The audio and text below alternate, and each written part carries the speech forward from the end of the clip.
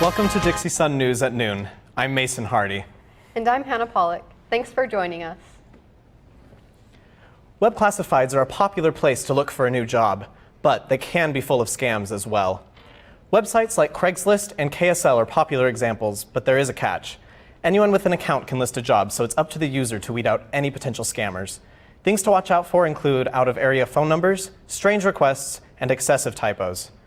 For a safer way to find a job, Dixie State University's Career Center's website offers an online catalog of both part-time and full-time jobs for students to apply for.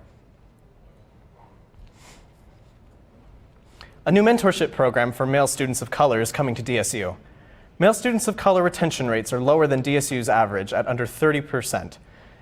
The Multicultural Center and Inclusion Center is aiming to boost retention rates and offer more opportunities for men of color through its new program.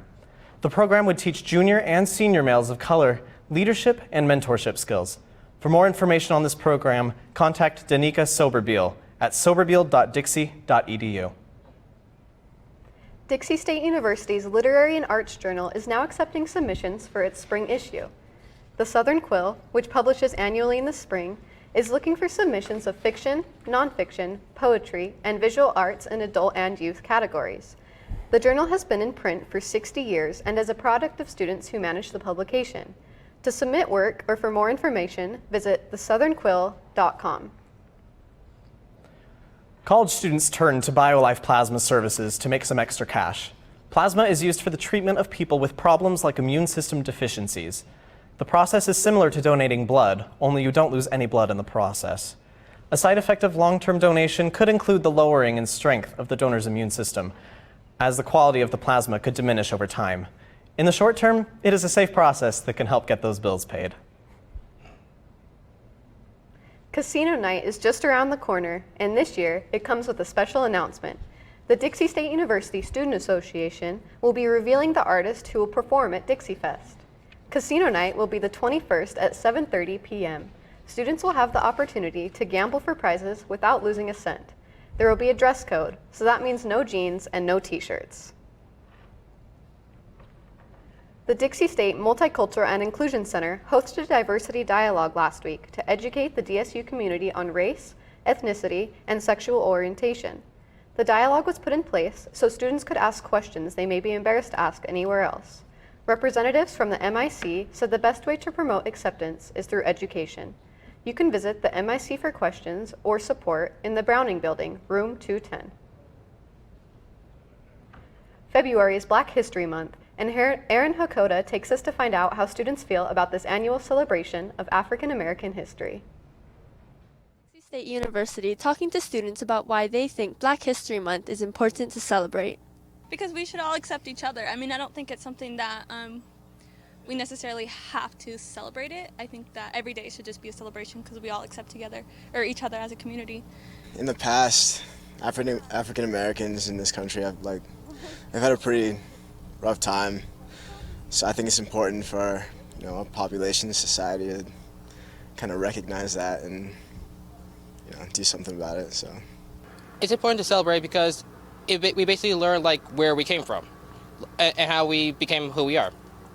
Knowledge is power. You just need to be aware of things, even if it's not your culture, you're not part of that. It's still good to know about something you're not a part of. It's just knowledge is power, in my opinion. So absolutely, it's good to know.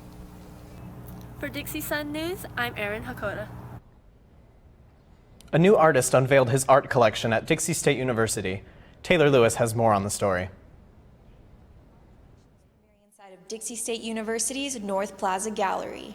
In honor of Black History Month, art professor Dennis Martinez reached out to Jabril Ndoye, who composes artistic pieces that demonstrate everyday life in his village. There is a lot of history in my village still needed by writers to show the world. And this is a page of that. Each piece highlights a diverse aspect of Senegal. While some people are participating in a traditional dance, others are farming and weaving intricate baskets. The pictures jump out and the people are real. It's like I know them. They have personality, they have a life, and they're in the picture, but they're part of me now. Ndoye's featured collection, Art in the Depth of Pyrography on Wood, displays his wood-burning expertise, which he currently teaches at the DeFiore Center. It kind of inspired me to do a little woodwork, so I have that on display in my home. I call it art, whether anybody else would recognize that or not. As students and community members come and go from this exhibit, Ndoye stresses the importance of events like these. We have a lot of artists in this world, but we have to give each one a chance to show what they do. For Dixie Sun News, I'm Taylor Lewis. The art exhibit is open during the rest of February and is free for everyone to attend at the North Plaza building. Stay tuned because after the break we have some exciting Olympic news and lots of sports. Radio Dixie 91.3. We don't play that. Nope, not that.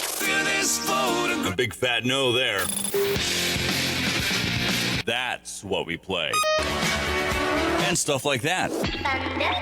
On St. George's only alternative, Radio Dixie 91.3. Oh, and from 9 till midnight, we play this. I need a one dance. And this. Radio Dixie 91.3 FM. I take the road less traveled, run free, unwind, unravel, someplace outside with lots to do. Green trees, red rocks, and don't forget that blue sky. The sunshine shining, sunshine pouring on me. Think I might just stay a while. Say hooray all day because the sun is gonna shine on me. Sun is gonna shine on me. Sun's gonna shine on me. You think getting dumped by text is harsh? Try getting dumped by a tennis ball. My ex-owner drove me out to the woods, yelled fetch, and by the time I brought the ball back, he was gone. Yeah, I was pissed. But the folks at the shelter helped me let go of my anger. I learned coping skills, like taking it to the hole. Boom! Now I'm ready to fetch again. But how about I throw and you run and get it?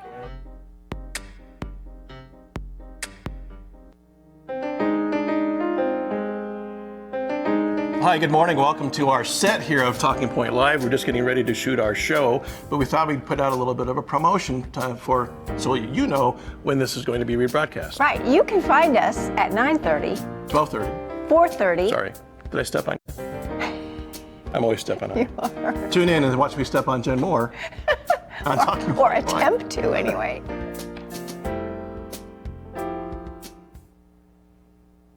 Valentine's Day has officially passed, but for those of you who are celebrating the day after, or even all of February, here are 3 fun ways to surprise your significant other. Take them to the old airport hill with a special meal planned. It's unique and fun. Stay at home and pick out your significant other's favorite movies and try to make one of those foods in it. Have a treasure hunt planned somewhere that's important to you, leaving little candies or small gifts that mean something special. Some exciting news on the Olympics.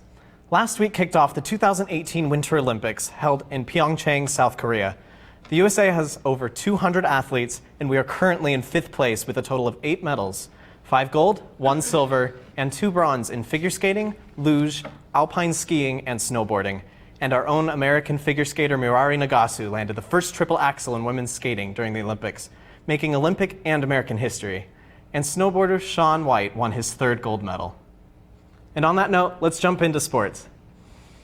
Hey, Kylie. Hey, how's it going? We have an exciting segment this week with basketball, softball, women's tennis, and baseball. Women's tennis started its spring season Saturday with back-to-back losses. DSU hosted Colorado Mesa University, who they beat in the fall season in the first match of the day, losing 4-5, and later lost 2-7 versus Southern Utah University. The team will travel to California this weekend to take on Concordia Irvine and California State Los Angeles. Men's basketball took its 11th straight win Saturday, demolishing Hawaii Hilo 89-55. Not only did Dixie walk away with the victory, but senior guard Brandon Simister broke the school record for the amount of three-pointers in a career. The women also finished the night on top, sliding by Hawaii Hilo 72-52. Both the men and women will play against Hawaii Pacific this Saturday in the Burns Arena, the women at 5:30 and the men at 7:30. After a jam-packed weekend of baseball, DSU sits with a total of 4 wins and 2 losses. The Trailblazers won their season opener against Montana State Billings after an almost 4-hour game, but DSU could not fight off the Yellow Jackets the rest of the weekend, losing 2 out of the 3 games in the series. Dixie did, however, take all 3 games against California State Bernardino. Baseball heads to Colorado this weekend to face Colorado Mesa in a 4-game series. Dixie State softball is keeping its bats hot and its win streak even hotter with 8 consecutive wins. DSU barely pulled a win against Colorado School of Mines this weekend when DSU was down 6-8 in the bottom of the 8th inning. Janessa Bassett stepped up to the plate and hit her 5th home run of the week to tie up the score. Dixie ended the game in the bottom of the 9th with a walk-off hit from Kenzie Sawyer. Softball travels to Tucson, Arizona this weekend for the Cactus Classic. And that's a wrap for sports this week.